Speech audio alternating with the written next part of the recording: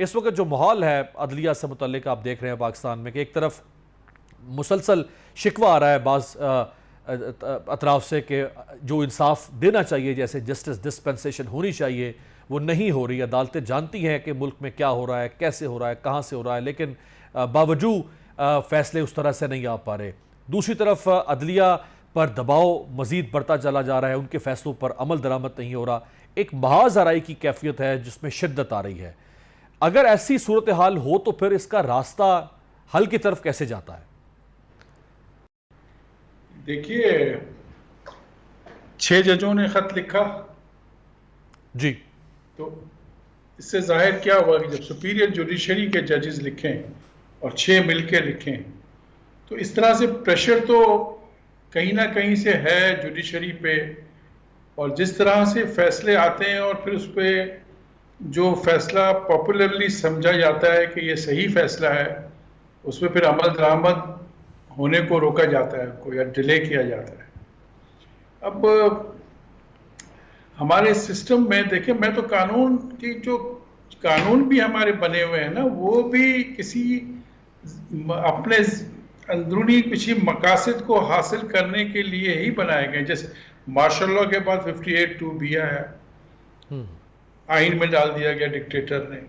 उसके बाद ये आप देखें पॉलिटिकल पार्टीज एक्ट 2002 कि पार्टीज को कैसे बैन किया जाए, वो भी डिक्टेटरशिप के ज़माने में आया मुशर्रफ साहब के। और अब इन कानून को अप्लाई करके मिसयूज करके ये कोशिश की जाती है कि जी हमें ये पार्टी नापसंदीदा है, ये शख्सियत नापसंदीदा है, तो इसको बैन किया जाए। ये कोई फेयरली कोर्ट में चल के एविडेंस के बेसिस पे किसी के खिलाफ कोई कार्रवाई हो, कोई जजमेंट आए, फिर आप उसके पार्टी को बैन करें। आप अभी से बात बयानबाजी शुरू हो जाती है कि जी वो कहते हैं ना ऑन द रिबाउंड काफ़ी चीज़ें होती हैं। यानी कि अगर एक हुकूमत को ये पसंद नहीं आया अभी रिसेंट सुप्रीम कोर्ट का फैसला, तो उन्होंने कहा कि ये करके देख लेते हैं। और ये कानून के क्लॉजेस भी मैं पढ़ रहा था, मुझे इतनी तकलीफ हो रही थी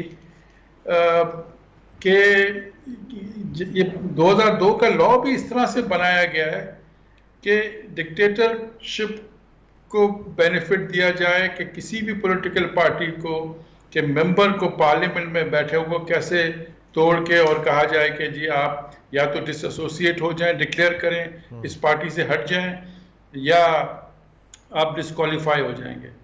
और क्या ऐसा भी होता है कि सुप्रीम कोर्ट की जजमेंट भी ना आए और वो डिक्लेयर कर दे जी मैं दस्तबरदार होता हूँ इस पॉलिटिकल पार्टी से, और बाद में सुप्रीम कोर्ट का जजमेंट अगर आ जाता है कि जी ये बैन नहीं हो सकता, तो उस डिक्लेरेशन का क्या?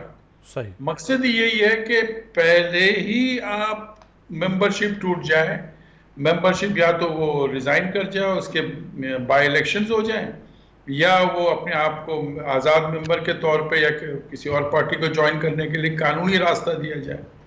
तो ये पॉलिटिकल पार्टीज एक्ट को भी देख रहा था मैं, मुझे तो अब पता चलता है ना, जब कहते हैं ना प्रॉब्लम ओरिएंटेड स्टडी कानून की, उसका सारा मकसद ही यही है कि आप किस तरह से मैनिपुलेशन करके और मेंबर्स को और पार्टीज को और किस तरह से प्ले करके आप उनको तोड़ के और पॉलिटिकल सिनारियो को चेंज करें।